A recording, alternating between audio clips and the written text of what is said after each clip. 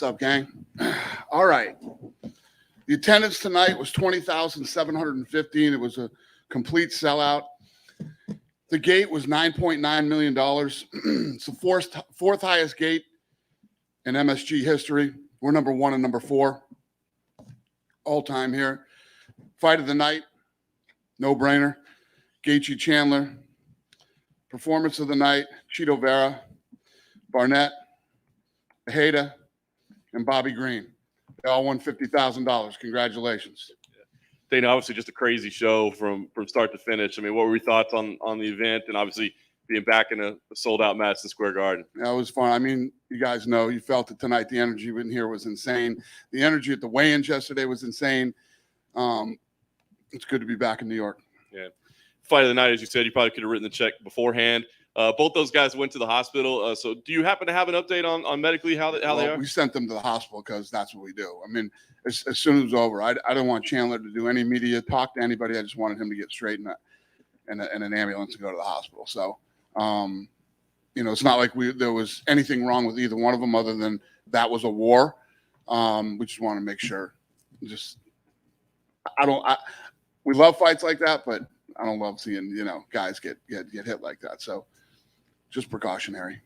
Justin Gaethje said, "Hey, listen, I win, I get a title shot. If not, I riot. Can we prevent the riot from happening? Is he in line for the winner next month?" It makes sense, but we'll see what happens. Fair enough. I don't make fights the night of the fight. Let's get your thoughts on the main event. Obviously, it looked like it was going to be over early, and then Colby Covington battles back and makes it a close fight. I mean, what was your thought on that? If Usman doesn't exist, Colby Covington is the champion here. Usman is just this guy's the best ever. He's the best welterweight of all time. He is on his way to possible GOAT status, and Colby Covington is one tough dude. I mean, he is so tough.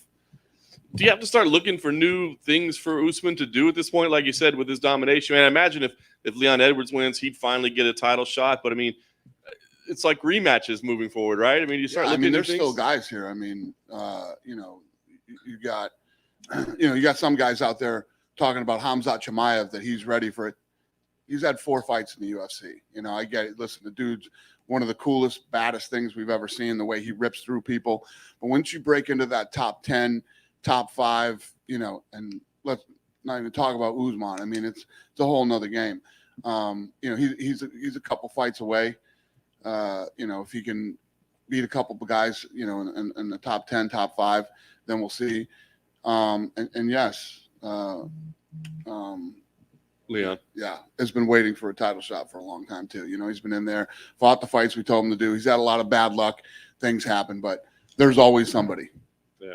I did want to ask you, Kamaru's been talking about a possible boxing match with Canelo, which seemed surprising. I mean, is there something that you would even discuss? Is that what he said tonight? Yeah, well, he said it this week. He's just like the greatest pound-for-pound MMA fighter, the greatest pound-for-pound boxer. I watched the Canelo fight tonight.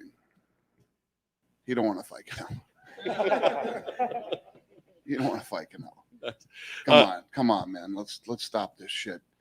If Canelo wants to come over here, let's do it. He don't want to box Canelo. I don't think Canelo wants to fight MMA either. So, last thing I did want to ask you about the co-main event as well. Obviously, a great fight there as well. What did you think about the co-main event? Yeah, an awesome fight. Those two put on an incredible performance. I mean, I don't know what was a bad fight tonight. I mean, tonight was a great card. So many people look good. Burgos and Billy had to come in after Gaethje and whatever. But other than that would have been the fight of the night. I mean, that fight was incredible. And that's, I should have mentioned that too. I'm going to take care of those two guys too. They're not getting 50, but they'll get something that they won't be bummed out about. Nice. And the last thing I'll ask is, I like to say, I know we don't make fights, but a couple of weeks ago we asked you about Carla Esparza saying that she was going to wait around for the title shot. And you said, hey, I'd stay busy. But what do you think? I mean, does she make sense as the next fight, or do you think there's options out there for Rose moving forward? No, we have an option. Yeah. You don't sit around and wait for fights. It's a really bad idea. Dana, to your right over here. To your right, Dana. Yeah. Weili obviously kind of in a weird position now, having lost twice in a row to Rose. Is it kind of regrettable when this kind of thing happens, or how far away is she from a title fight now? Because obviously it was very close and competitive, but it's a weird spot to be in for her. How far is Weili away? Not to make the trilogy right away or anything. She just lost a fight. Dana right here. Yeah. Okay, fair enough. Yeah. Chris Barnett, though. She's pretty far. Yes. Chris Barnett, great performance. Obviously, spinning wheel kick for a heavyweight. Crazy to see that. Big personality. What do you make of this guy? Yeah, I mean, listen, he's impressive. Don't judge a book by its cover. Spinning wheel kick, flips, not a bad dancer either. Not at all. And Kayla Harrison said she was here in New York today. Do you know if she was in attendance at all? If she was what? If she was here at the fights? No, not that I know. He of. was here. Oh, she was. Oh, there you go. Show you what I know. Right here.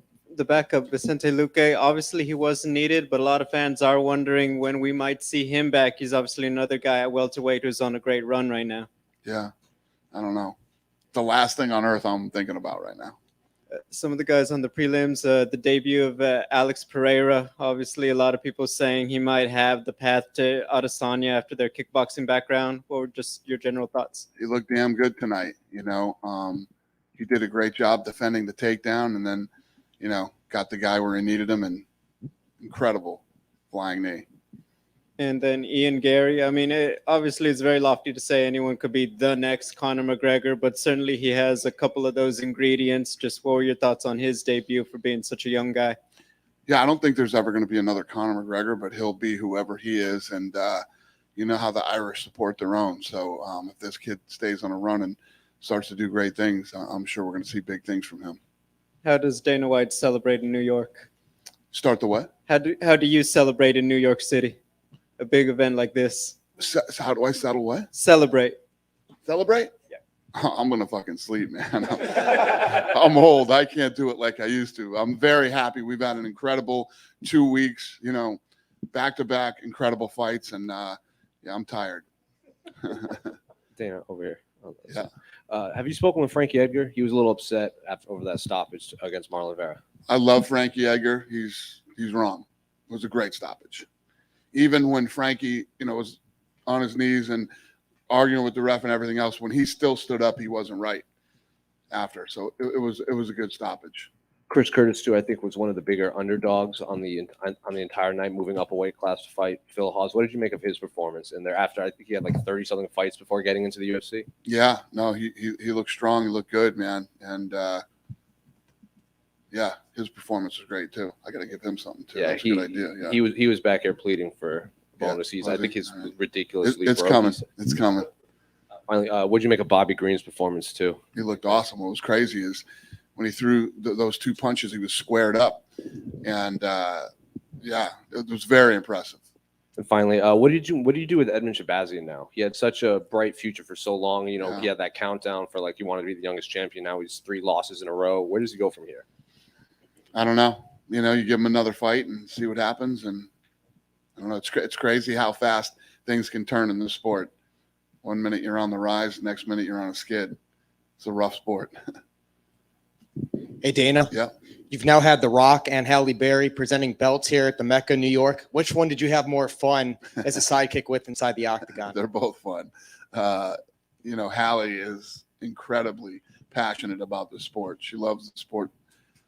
That she just did a movie about the sport that's coming out soon. So, I'm going to support her however I can in promoting her movie. And because this is the Mecca, this is New York, do you think that'll be a trend to have a figure like that presenting belts every time we're here in New York moving forward? No, it just sort of worked out this way. Her and I had during the pandemic, we were part of a charity that Ruben put on for fanatics, and people bid to go to dinner with us. So we had the dinner last night, and she flew in for the fights and the dinner. And last question, I know we're not thinking too far ahead here, but now that this is all said and done, this fight between Gaethje and Chandler, any idea what you're going to do with Beneil Dariush, who's on such a winning streak, the number 3 guy in the division? What did you ask me? What am I going to do with who? Beneil Dariush. Yeah. Yes, we do. I'm not going to tell you, but yes. We'll try in a few days. Yeah, all right. Dana right here in front of you. Kamaru is now 15-0 in the UFC. The only one with a longer winning streak is Anderson Silva, who started 16-0. Is this like run something? How special is this from what you're seeing here? I'm telling you, this guy is very special, man. He's damn good, and I think he's the greatest welterweight ever. He's obviously the pound for pound best fighter in the world right now, and you know, he's one of the guys that we could all start arguing with about soon, about, you know, GOAT status. This guy, and he's fighting everybody. It's not like, you know, he's only fought this guy, didn't fight. He's fought everybody. He's starting to come back the second time around now and beat guys. You know, the only guy I think he has to fight is Leon, or he did fight Leon. Yeah, he did. He beat him too. Yeah, so he's starting to. Did you ever think that run by Silva would be broken? I mean, he's one fight away from tying it. Like, at the time. And look at the competition he's facing. I mean, these are all really bad dudes. It's very impressive. Would you like to see him, you know, stay at welterweight, obviously for the foreseeable future, or is he a guy you think could maybe go for a second belt at 185? I know him and Izzy are close, but is that something that if we just keep going through these contenders that you would maybe consider? Yeah, I think you just keep winning. I mean, you just keep winning, and you get the record so far apart that nobody's ever going to break it. You know, Anderson Silva, if you look at the 20 years, he did 16, you know, and now this kid could do what? I don't know, 18, 20. How much longer does he want to fight? We'll see. And last thing, a lot of people were pointing out on Twitter and just seeing the action in the cage, a lot of fighters were slipping tonight. I noticed that too. Yeah. I don't know what the hell why that was happening. The canvas that we use is nasty. I mean, that stuff will take your skin right off. It's such a, it's got such a high grade of, you know, what the fucking word is, but you know what I'm saying? What is it? Tack. Okay. I'll take it. And guys were slipping. I don't know why. I don't know what it is. But I did notice that too. Yeah, it was just a random thing. And you saw like right before, after the eye poke with Colby, Usman was in the corner just rubbing his feet on the mat like a million times. Like he felt like it was sticky or wet or something. I don't know. You got to ask him when he comes in here what he felt. Yeah. Did you guys use a different surface than usual, or is it the same? I doubt it. I highly doubt it. We use the same canvas. Do we have to spray some crazy fucking COVID shit on there tonight, or who knows? I don't know. We'll find out though and see what went wrong tonight. Thank you, Dana. Yeah. Dana, Colby's had 2 close losses in his last 3 fights, but where does he go from here? Yeah, I know. It's listen, he's the second best guy in the division. You know, he's the second best guy in the world. He's the second best guy in the world, no doubt about it. The guy is so durable and tough. His fighting style is tough to beat, and his cardio is insane. So I don't think anybody else beats that guy but Usman. So I don't know. If Usman doesn't exist, he's the world champion. But unfortunately for him, Usman does. And obviously, you've had a lot of personal rivalries in the UFC in your time. Where does Usman Colby rank? It's up there. You know, I would say the number 1 of all time was John and Cormier. And I put him those 2 up right up there with him, you know. Dana, you just mentioned John Jones right in the middle. Any idea on what's happening with his legal matters, or when there's a chance we might be seeing him in the cage again? I don't know anything, but he's not fighting until next year, so I'm not even thinking about that yet. He said next year, so we'll see. Dana, over here. Just curious, and obviously we know why you moved Gagey Chandler to the first fight of the night in the pay-per-view, but is there any metric that you'll be able to look at that says, you know, maybe that's not such a bad idea to kick off a pay-per-view with a fight like that when you have such a stacked card at the top? To put it where? To put it as the first fight on the pay-per-view. Any kind of metric you can look at that says, you know, we have a big fight, maybe there's something, you know, instead of building it up like that we usually do. No, I mean, we crushed the budget tonight on pay-per-view. This thing killed it tonight. It was a very successful night. You know, the gate was 9.9 and the pay-per-view was really good. So I don't know if it's listen, the buzz and the energy behind this card for a long time now. And I was telling people my social media this week was off the charts. And so was UFC's. Every one of the embedded series did over 1 million. This thing was trending really, really big. And, one more. 5 years now, MMA is legal in New York. Can you sort of gauge the impact that it's had now for you guys? Yeah. Think about how long it took us to get here, right? And we're number 1 all-time gate here at MSG and now number 4. Think of all the massive events that have been here, right? And we're number 1. And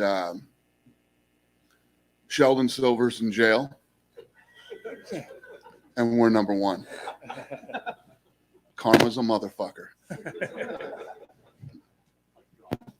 Dana, right over here on your left. So you just mentioned it was obviously a very successful pay-per-view event. Do you have any early estimations on any of these numbers? Do I have a guess on what we did? Yeah. In pay-per-view? Mm-hmm. No. Looking at my crew there. Should I say it? Listen, that's ESPN. If ESPN wants to put the number out, we'll let them put it out. But we buried the projections. We got these bean counters who come out and tell us what we're going to do, and they project what the number is going to be. We destroyed that number. So I'm happy. Jimmy Pitaro, the president of ESPN, was here tonight.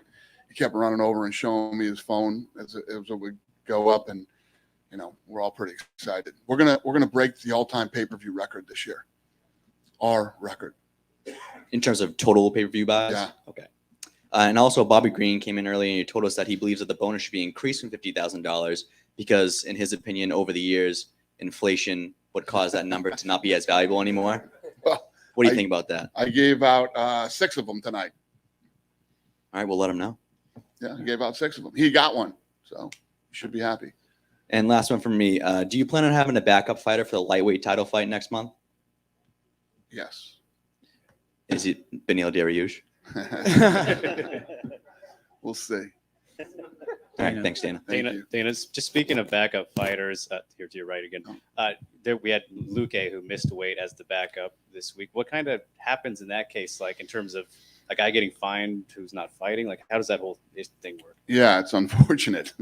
It's unfortunate when your backup doesn't make weight. Yeah, I don't know. I don't know what the answer to that question is, sir, but it's not good. It's bad.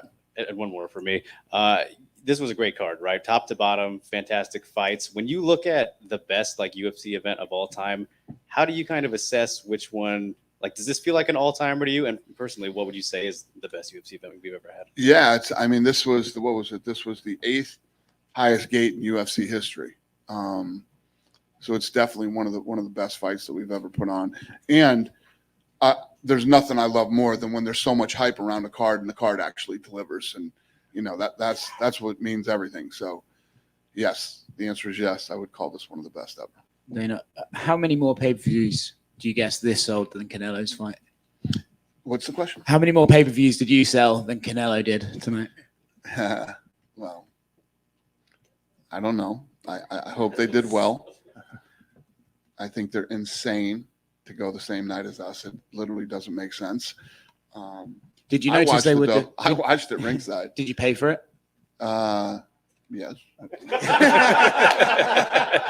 Did you notice they were kind of defiant about going the same time as you? Remember last time Canelo fought, they held him for Nate Diaz and Hoy, and then Espinosa was out here being like, "Oh hell no, we're not doing that again." Did you notice that, and what did you make of that? Yeah, I don't know. He's an asshole, so that doesn't surprise me. But yeah, it was a bad idea. I think it was a bad idea, and they charged like $80 for it. The thing was $80. But I like Canelo. I watched the fight. I bet on Canelo. How much? That's why I watched the fight. How much did you bet? I bet 100,000 on him to win by knockout. Congratulations. Thank you, sir. Dana, up here over in the Metalhead.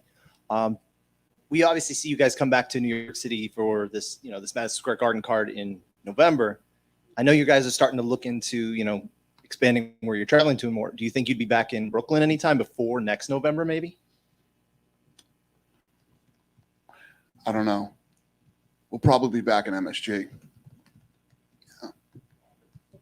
The issue with Luque earlier, there was a lot of talk online that once they saw that Usman and Covington both weighed in fair, he just said to hell with it and stopped cutting or whatever. Or maybe there was even that you had told him, listen, don't worry about it because these guys weighed in, they're good. That wasn't the case. You seemed to, when you I like that story. That's a good story. But I doesn't seem to be I don't accurate. think he made weight. I wasn't there. Did he make weight? No, he did not make weight.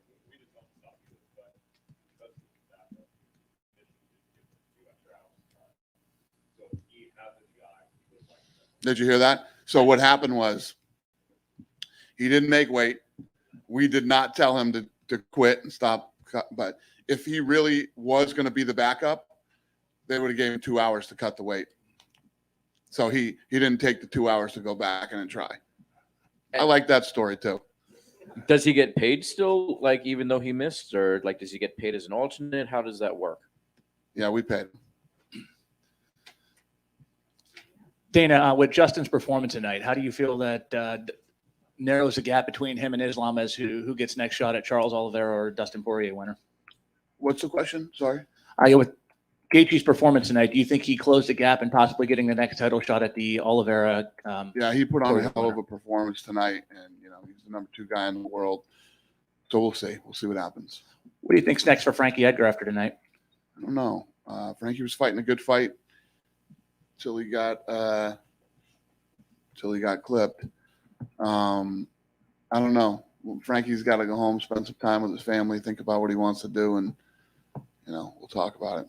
He's such a competitor. I mean, the fact that he was in here telling you guys that was a bad stoppage, that was the fucking Anderson Silva kick to the face, a good one, and that fight was absolutely positively stopped when it should have been. Cool. Have a great night, you guys. Thanks.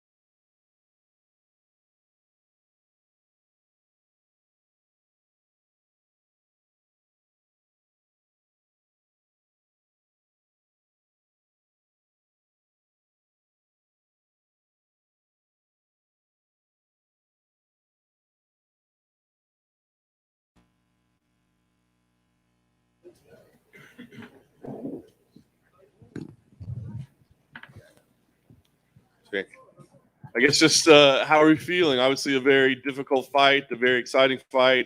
How do you feel right now? 他说：“你现在感觉怎么样？是一个非常难的比赛，但是非常刺激的比赛，让人兴奋的比赛。”我现在感觉挺好的，就是很遗憾。I feel very good, but just I feel it's a shame I did not win the fight. Did you feel that you had done enough to win the fight? Some of the rounds were very close. Did you feel you had done enough to win? 好几个回合都是你们的，就是差距就是非常的怎么说焦灼吧？你觉得你做了足够多，然后赢得这场比赛吗？我已经很努力了，然后我觉得我真的已经尽了自己的努力了。到最后，我感觉我是胳膊很软，感觉推不动。So I think I actually just did 100% what I can do. Just in the last round, I feel like my arm is quite soft. Heavy, yeah. You showed a lot of improved skills, with the grappling, the wrestling. How did you feel about your performance overall, other than maybe the last round? 就是他觉得你这次就是提高了很多你的这个摔跤啊，你的这些地面技术啊，他觉得想问一下你就是总的来讲怎么看自己这次的表现？这次的表现的战术我觉得还挺好的，但是还是我觉得我只发挥出来了战术的60%-70%，还有很多技术没有发挥出来，所以我这次也特别感谢教练。我觉得我自己尽力了，但是我感觉我就特别不好意思面对教练，他们都付出了很多努力为这次比赛。So I think the overall game plan worked well. I think just maybe I did 60 or 70% of what I could do. I feel like, I just feel sorry for the coaches because they have done a tremendous job for me during this training camp. I know you'll still be working back to the title, but do you believe you'll fight Rose again sometime in the future? 我知道你还会就是继续打这个头衔战，然后你觉得你还会和 Rose 再来一场吗？ Yes， 我觉得今天的比赛很焦灼。其实大家都发挥出来最好的自己吧。我觉得我也很期待有下一次的比赛。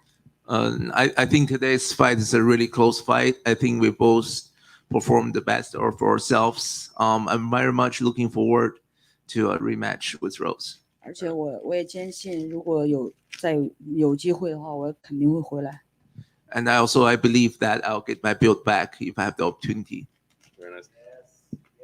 Last thing for me, I guess, what's the plan now? Do you go back to China? Do you stay here in the United States and continue to train here? What's the plan moving forward? 你下一个计划是什么？你要留在美国吗？还是再回中国训练？我应该先回中国，然后如果有下一次比赛的话，我会提前更长时间来美国备战。I think I'll go back to China for the next fight. I will probably come to the U.S. a little bit earlier to train. Thank you. Weili, to your right over here. You're really working the leg kick very well early on in the fight, and it was just going very well for you with that attack. So I'm curious, was that a big thing you wanted to focus on? Was working the leg? 就说你就是这个比赛前面就是你的这个踢腿，然后非常的奏效啊，就是做得很好。就是这个踢腿是你的战术的一部分吗？对，踢腿是战术的一部分，但是只是一点点，然后我没有发挥出来更好的战术，没有结合的更好。Yes, the kick is a part of the plan, but I feel like I only did a small percentage of what we have planned. I could do so much better. So I know you just had this fight and it was very good and competitive, but are you thinking of when you might want to get back in there, like a rough idea? 他说你这场比赛做的就是比上一场好很多，就是你想过什么时候再回来打下一场吗？我觉得 UFC 只要给我安排比赛，我就可以去打，可以接受。I would love to come back as soon as UFC arrange my next fight. Would you be open to a fight with your fellow countrywoman Yan Xiaonan if that was presented to you? 如果 UFC 要让你跟严小楠打，你愿意去打吗？我听 UFC 的安排吧，但是其实，很多中国选手是不希望打内战的。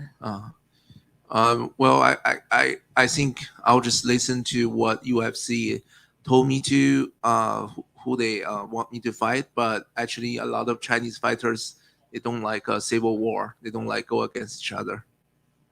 Thanks, Willie. Weili right here. A lot of the pre-fight talked about, oh, how is Weili gonna feel being out there? Is just her morale? She hasn't lost in a long time. Can you just talk about mentally how you were feeling this week and this morning and just leading up to the fight? 他说很多人就是在想你心理上的就是情况吧，因为你上次比赛就是说输得很快嘛，然后大家都有点担心，所以你想就是想问问你这场比赛就是比赛前一周或者比赛日，就是你心理上就是你心态感觉怎么样？我的心态挺好的，就是我就是很感恩这次机会，可以在这儿打比赛，然后可以展示自己，然后所以我每天都很开心，然后跟我团队我们都每天都特开心，所以我就是很开心有这次机会，所以我也没有觉得怎么样。对，就是因为胜负我们没有办法去控制，但是我们只能控制自己，然后做好每一个15秒。So you know, I actually I'm just so grateful for this opportunity to fight in New York in front of such a big audience to showcase my skills. So every day I was pretty happy, you know, with my training with my coaching team. You know, we can't really control the outcome of the fight, but we just try to control the effort that we put into the fight. I just try to win every 15 seconds. And my final question, there was a lot made about, is there a rivalry, how you felt about her comments that she made before the first fight. Can you say that any bad blood, just it's over now between you and Rose? 就是说，其实这场比赛之前，就是大家很多人在说你的第一场 Rose 的一些语言啊，就是一些言论。然后你觉得这场比赛结束，你跟 Rose 之间就没有什么就过节了吗？你觉得？因为我觉得第一场的时候，其实他为了赢嘛，就是肯定是利用了很多的东西。然后这一场的话，就是没有，就是我们就是真真实实的打了一场比赛。我觉得不管是冠军还是挑战者，我觉得我们都应该用真正的实力在场上来去表现，对，而不是去说那些，就是关于政治啊，关于别的东西的，对。So I think, you know, for the first fight, maybe she just want to win, so she used those different tactics outside of octagon that get her advantage. I think for this fight, you know, I think we're competing in the octagon fairly. I think I would like to just showcase our skills and strengths or ability inside the octagon. I think that's what we should focus on. Thank you, Weili. Thank you. Weili, over here on your left. You said that you trained with your teammates, booing you and heckling you during this camp. Now that the fight's over, did you think that tactic was successful and did it help you at all when you were walking out to the cage tonight? 他说你在这个训练营，你就发现听说你在训练，就是你的这些团队队友在虚你啊，然后什么的。你今天在现场，你觉得做了那些练习，你觉得对你有帮助吗？我觉得挺好的，然后我就是专注于自己，然后就是别人虚我的时候，他们也不是，我觉得也不是不喜欢我，只是因为他们更喜欢自己国家的人，所以我觉得他们没有不喜欢我，对，所以我觉得还好了。然后他们虚我的时候，我就深呼吸，把他们的能量吸进来。So you know, I think the training is definitely helpful. I think, you know, when I got booed, I feel like I understand that it's not like they don't like me. It's just because I'm not one of their countrymen, you know, countrywomen. So I'm just not from the same country. So with that thought in mind, I feel a lot better. So also I remind myself when they booing me, I just take a deep breath and get their energy. All right, thank you, Weili. Thank you.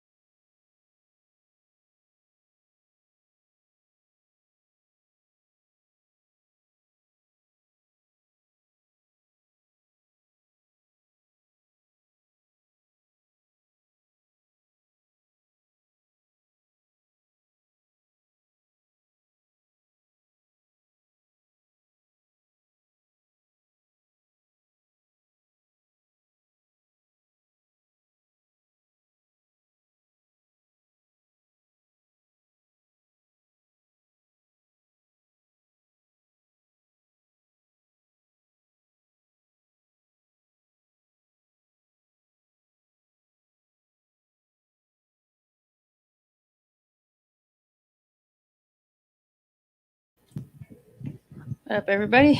Rose, congratulations. Certainly didn't come as easy as the last time around. 25-minute battle this time. But how did you feel about the fight overall? Very proud of myself.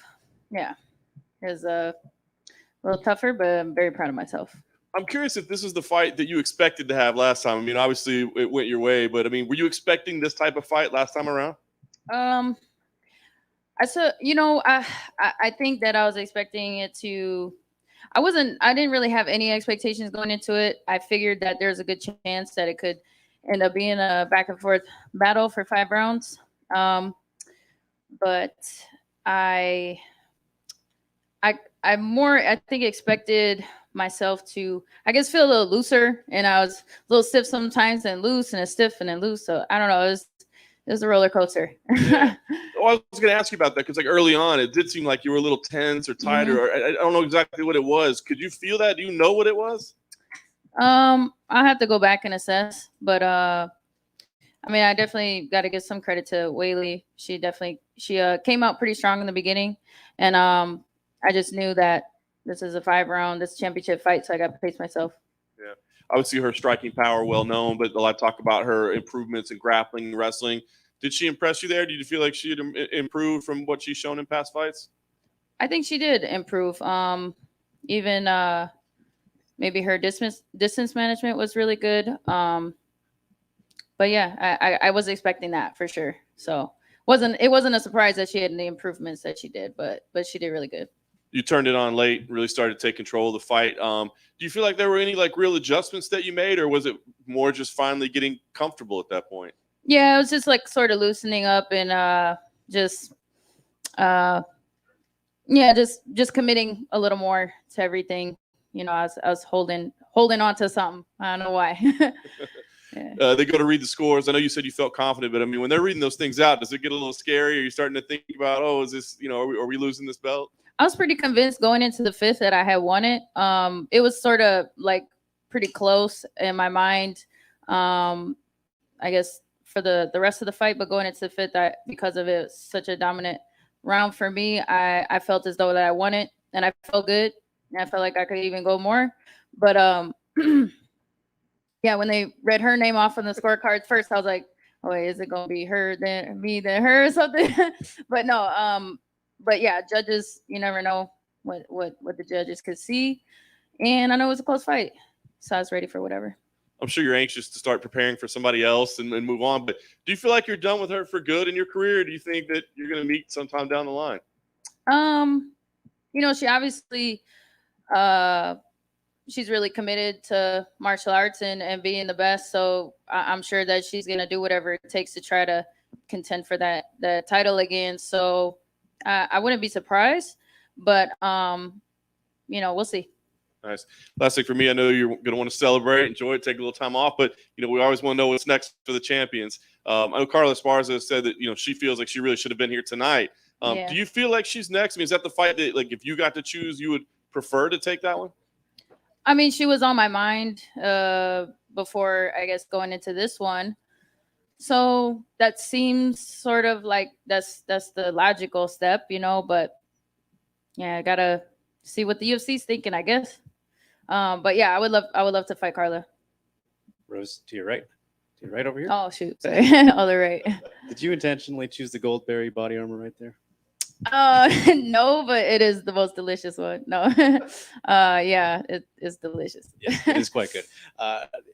Having fought Weili twice now, do you see her struggling against the rest of the division, or could you see her being like an intercontinental champion of sorts, where she's only just not going to be able to beat you? Where do you see her standing in the division going forward? I mean, it's tough to say for sure, but I see her being a tough fight for anybody in the division. I mean, you've seen what she's done in the past, so I could see her. I could see her giving anybody a run for their money for sure, especially the improvements that she made. So I guess it just depends on how her mindset goes from here. And when you look at the rest of the division, do you feel that Weili is still the biggest threat to you, or does someone like a Carla or a Marina Rodriguez stand out a little bit more? I'm gonna have to think about that one and get back to you on that. At the moment, I think she definitely pose the biggest threat. But now that I think it could be spread equally across the division at this point.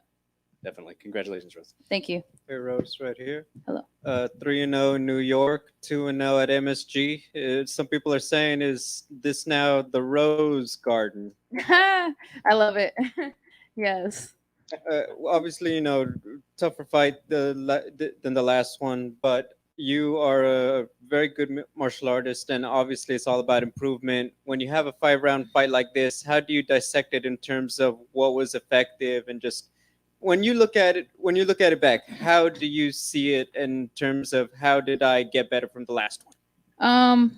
I would say my defense, I think could use a little work, even though I have been working on it. But I think I don't know. It's hard to say right now. My offense, I feel like is really what pulled me through and committing to my shots and just committing to the stuff. But my composure and my championship mindset is really what worked. We saw backstage Valentina Shevchenko congratulated you. Obviously, you, Valentina, Amanda, just like really, 3 women at the top of the game. Just what's it like to have that kind of respect from a peer like that after a performance like tonight? I said it before, I'll say it again. I think Valentina's my favorite fighter, definitely one of my favorites. So huge honor, definitely enjoy training with her. And I'm really happy for all the success she has. And I just love watching her. What does an off season look like for Rose Namajunas? Because obviously you take a vacation, but it's like, how long is it before you're like, I need to work in the gym and just make sure skills don't deteriorate in the off season? Oh, I would say this past year, it's been for this last training camp, I've been training 6 months straight. And then before the last one, it was a 6-month training camp as well. Maybe I didn't have, my eyes or like contract necessarily specifically signed, but I knew about something on the horizon. So I've been in a training camp nonstop, and I think that's what's really contributed to my success these days. Is even though I'm doing stuff on the side or just enjoying my time, I'm always trying to improve and trying to get better, staying active in the gym. And I think that's something that I've learned as I've matured, is just be a martial artist and always be ready. Thank you and congratulations. Thank you. Rose, right here. I asked you and Kamaru this question at the press conference, but I'm just wondering, when Justin Gaethje was fighting and that insanity's happened, were you watching it? And how are you keeping your emotions in check at that moment so you didn't have like an adrenaline dump before your fight? So yeah, I definitely was. I mean, every time I watch Gaethje fight, it's like, I mean, Kamaru is obviously we're teammates as well, but Gaethje just has those crazy, something about the way he fights, it gets you moved. And that definitely had my heart racing. And usually I don't watch the other fight. I might check it out in my peripherals or whatever during my warm-ups and stuff, and I'm usually pretty focused, but I couldn't not watch. It helped that it was a little break, before mine. But yeah, that was a challenge. And I'm so glad that he won, and I'm so glad that it was exciting, classic Gaethje style of a fight, but it was tough. Yeah. Do you think Trevor solidified himself as the coach of the year tonight by going 3-0? Man, what he did was phenomenal. Like, just seeing him on point with everything, and like I said it before, I was definitely nervous about this undertaking, all of us as a team and whatnot, and for him to, but that's what I always said was, if anybody could do it, it's Trevor. So I would say I'm a little biased though. Is that something that like you're cool with how it went tonight? Maybe you don't want to make it a consistent thing though for all your fights, having all the teammates on the same night. I wouldn't say no to that for sure. Like, never say never. Having that experience and overcoming that, I feel confident that we can do it again and maybe a little bit better. But at the same time, maybe there will be some slight adjustments made, I think, going into it next time. Just little more communication. But other than that, I don't know. I think we actually did pretty good. So I think it's all good. And last thing, not really a question, more of an observation. I don't think I've ever seen a champion sit up there wearing the belt around their waist during their press conference. So I dig it. Oh, is that silly? Okay. No, I love it. Okay. I actually love it. But it was just an it observation. feels good. It feels good. So There you go. yeah. Rose, here in the middle. So Yeah. obviously you've had some excellent results here in New York City, like was mentioned. Do you feel like a special connection with the people here because they give you a very warm welcome today? Yeah. Yes. New York City is amazing. The people here are always show me love, and like to my surprise sometimes, like just how much they appreciate what I do. And but New York City inspires me. Like I said after weigh-ins, like they're the toughest people in the world. Like this is the coolest city.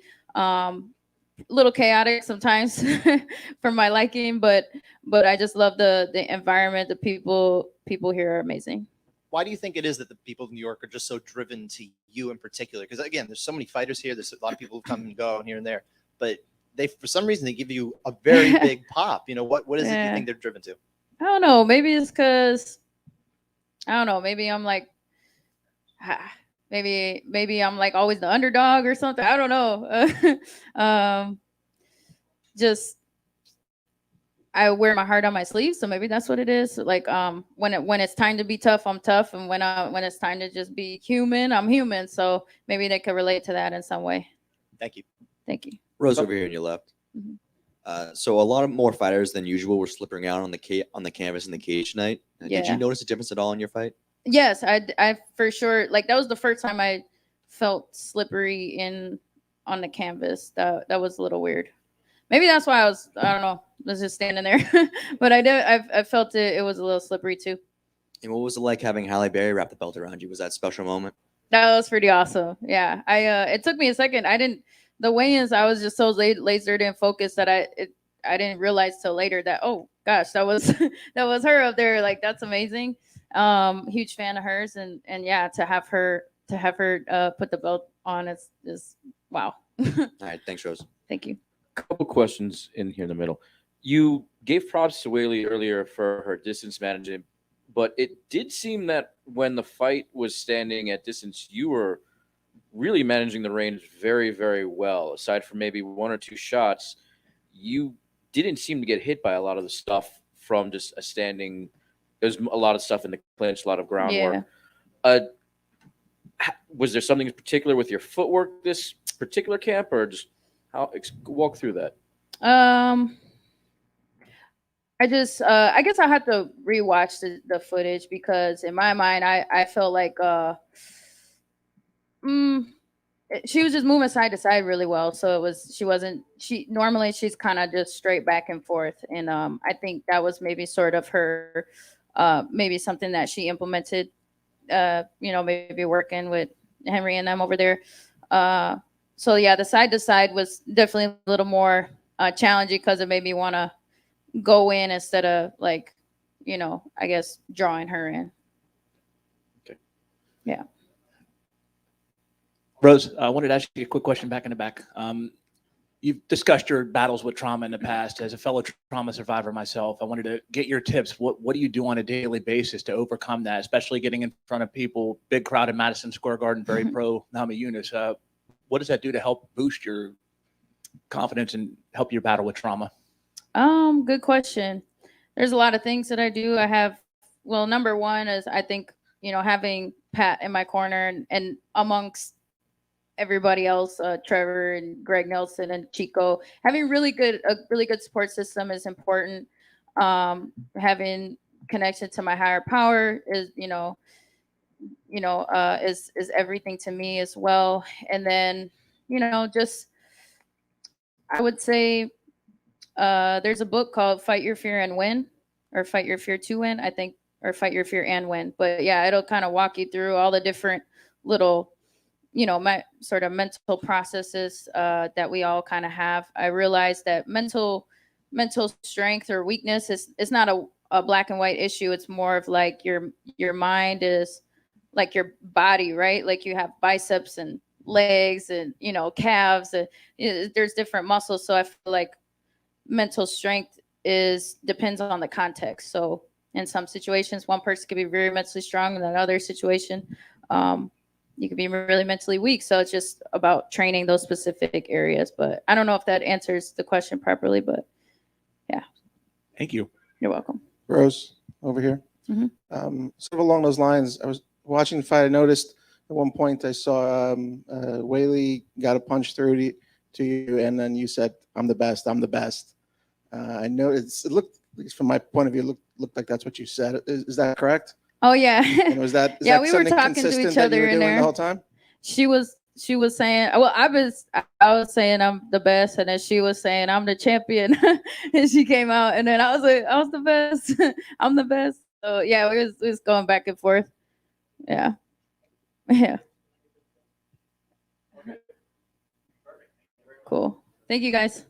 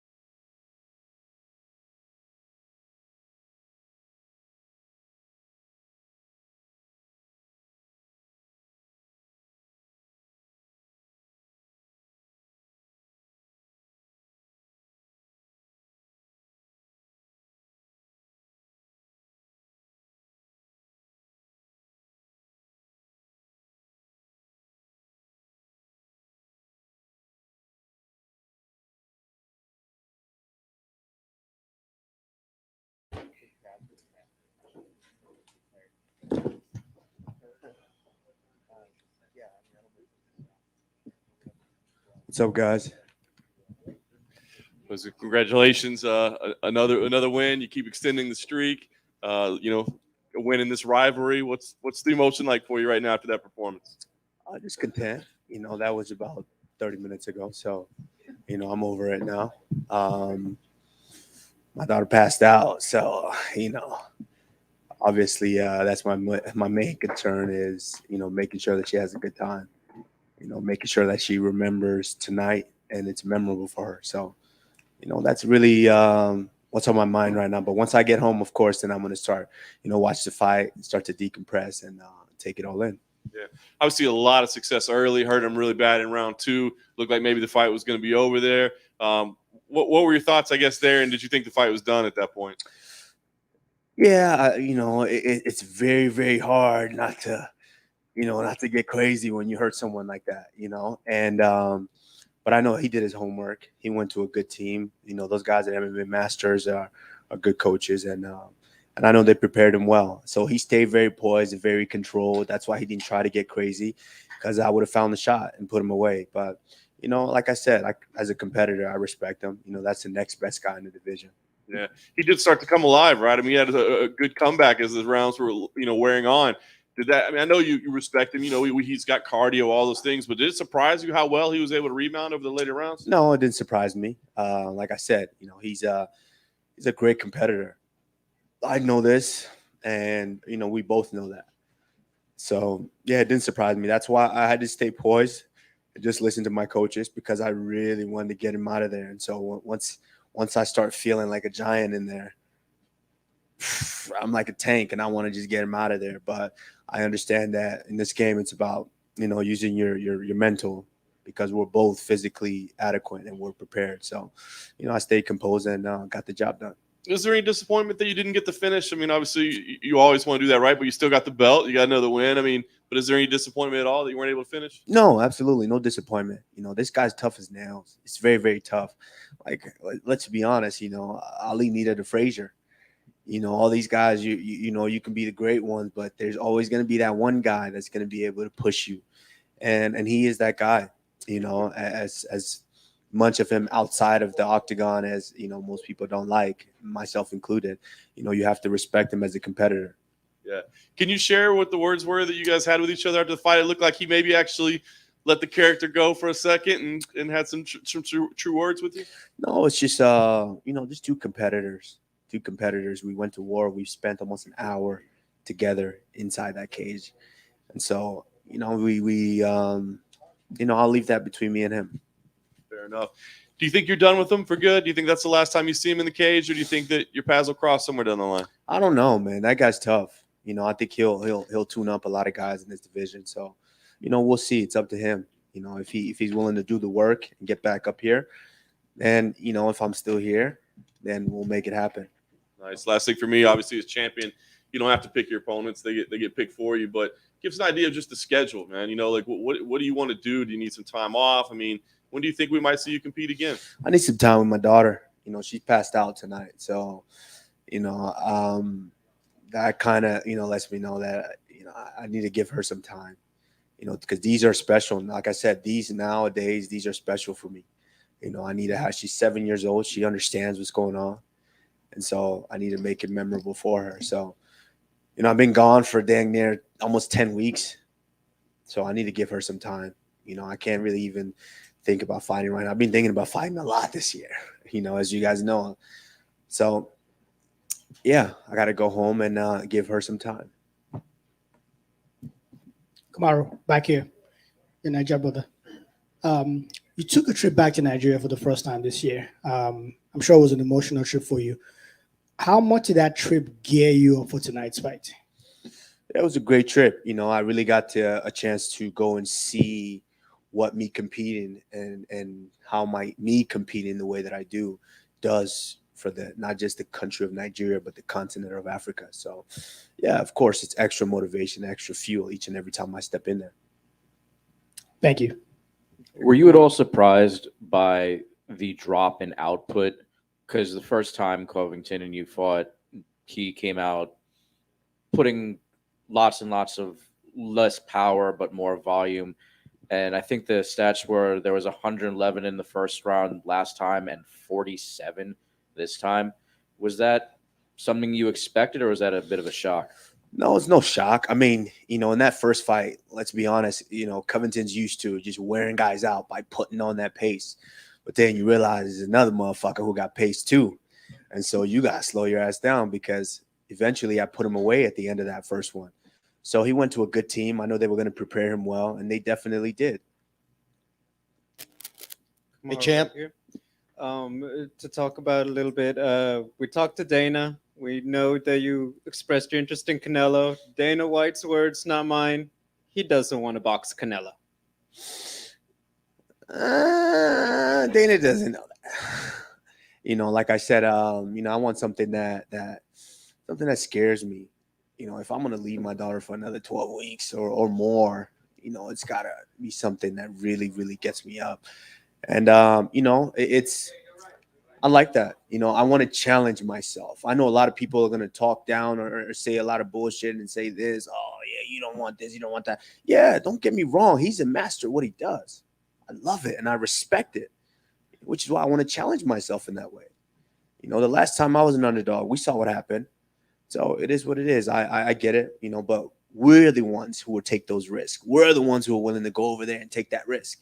They won't dare come over here and take that risk. Does it bother you at all that Canelo got the finish in his on the other side of the country tonight? Does it bother me? No, because I didn't know he got the finish. If I knew he got the finish beforehand, I would have got that finish too. It's about being calculated and technical, and I did that tonight. To talk a little bit, staying motivated, because when you look at the welterweight division, maybe some new guys coming up, but then it's like, could it be more rematches? And obviously, as a competitor, how do you keep outdoing yourself against the same opponent? So, can you talk a little bit about that? When you get in the gym and you want to improve as a fighter, how do you keep yourself hungry to keep reaching those levels, knowing all the guys are behind you? It's a matter of me just wanting to, compete. Like I said, the biggest driving force for me was competition. It's something as a wrestler, and most wrestlers can attest to this. It's something when you go in there and you compete with another man and you break his will and you beat him, So, as long as I still have that will to compete, I'm going to be doing my thing and I'm going to be here. But if I don't, then, hey, I know when it's time to step away. It's very rare nowadays to have a UFC champion defend the belt 3 times in the calendar year. Obviously, they were big fights. You had a strong B side in April, and then obviously tonight. I mean, I know it's a lot of sacrifice, a lot of training away financially and everything else with the attention. Has it brought you those things you were looking for? Because obviously you could have said, Dana, maybe I need just a little bit more time before I get back in here. I mean, no, not at all. Because, we can really weigh this out. My daughter's 7 years old. She don't give a shit if daddy has $20 million stacked up. When she's 18, what she's going to say is, where were you? And God forbid something ever happens to her, she's going to ask me, where were you? She's not going to give a shit if daddy can pay for her to do this and this and that. So, you got to weigh it out. And right now, those are the important things to me. Thank you and congratulations. Kamaru, right over here. Could you put in perspective what Coach Trevor Whitman's done for you in this next phase in your championship reign, or what it means to you to have him there? Yeah, I mean, he kept me poised, especially in this fight, because I wanted to let the juggernaut come out. In that second round, I really wanted to let it come out. I was going to Hulk smash this guy. But, Trevor kept me there and told me to just stay composed and stay poised and try to find that finish. And I did. But, Kobe is no slouch. I mean, he's a tough dude, and you saw that tonight. If you feel deep down in your heart, if you look really inside of you, do you think that we'll see you compete in the middleweight division before your career's over? Like I said, as long as Israel is the champion there, that's not really something that that interests me. Like I said, unless Dana wants to give us $100 million, then me and Israel have to have a serious talk. Like, hey, we want this 50 apiece or what? But, right now that doesn't really interest me, because I meant what I said. 2 Nigerians with belts is more important to me than 1 Nigerian with 2 belts. Kamaru, you being in the welterweight division has such a stacked history with gentlemen like St. Pierre and Hughes, who helped really in a lot of ways put the sport on the mainstream map. Where do you think you have to go in order to surpass them as the greatest of all time? Where do I have to go? I mean, where do I have to go? I mean, I just keep doing what I do, keep stacking them up. And, I mean, it's no secret who the best is right now. And, George is one of those guys that I would have loved. I would have entertained. I would have loved the fight. I respect him a lot. I think he did a tremendous amount for the sport, but, time evolves. Fighters evolve. Guys get better. Guys get hungrier. And that's just where I am right now. Kamaru, it's been obviously a spectacular year for you. Do you feel like you are right now the front runner as the fighter of the year? I think it's probably a 2-horse race if Dustin Poirier can win the title next month. But do you think it's you? I mean, I'll let you guys decide that. But,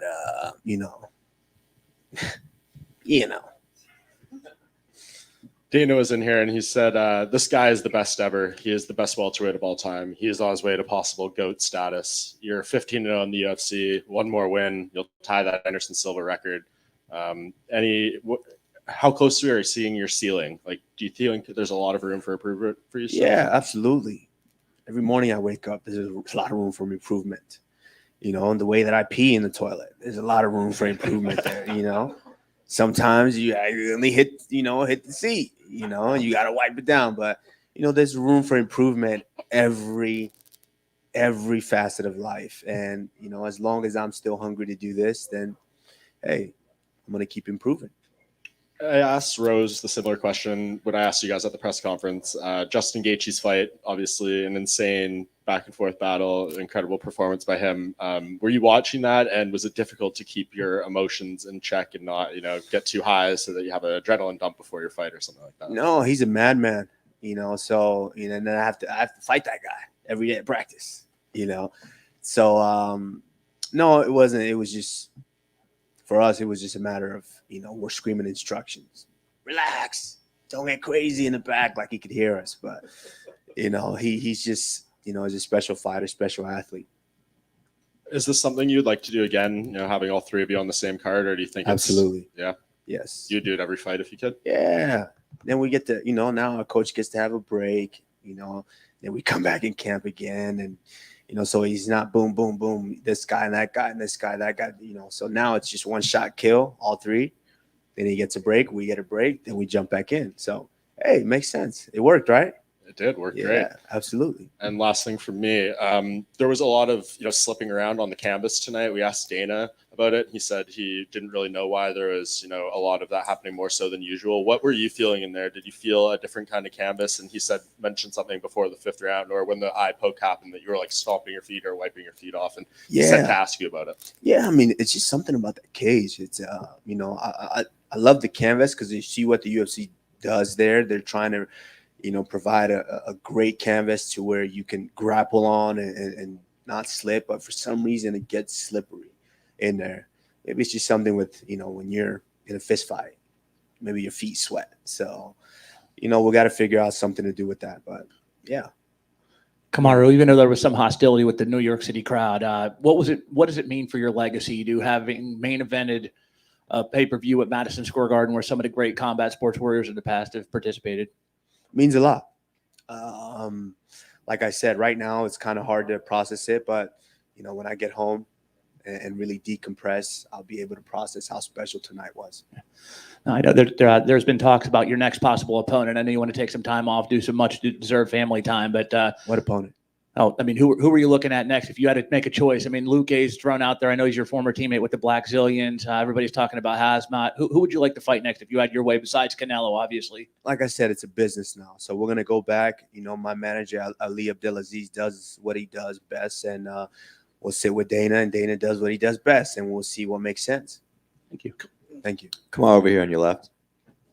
So Colby tried taking down 11 times tonight, and he was unsuccessful every time. What does that mean to you to dominate one of the best grapplers in the division? I mean, like I've told you guys, this guy's tough as nails. As a person, maybe he's a little rotten, but as a competitor, nothing but respect. As a wrestler, we understand each other. We speak wrestling, so we know how tough it is in there. So, I'll give him credit, man. He's a tough son of a gun, and he showed it tonight. And at the end, you ended up offering up a handshake. Were you at all surprised that he obliged you in that? Because earlier in the week, he said he would not do that. No, I'm not surprised. I mean, we've shared almost an hour, pretty much an hour with each other inside that cage. So I don't care who you are. There's mutual respect that just comes alive. It's just a spirit of competition. That's the spirit of martial arts. And you, last one for me, you mentioned that earlier in the week, your main motivation for wanting to box Canelo Alvarez would just be purely from a competition standpoint. Does that mean that you'd be willing to maybe do it under a charity setting since it's not about the money? What? You heard this too? Charity. Are we wearing MMA gloves? No, come on. Come on, this guy. No, listen. Of course we want the money. What do you mean?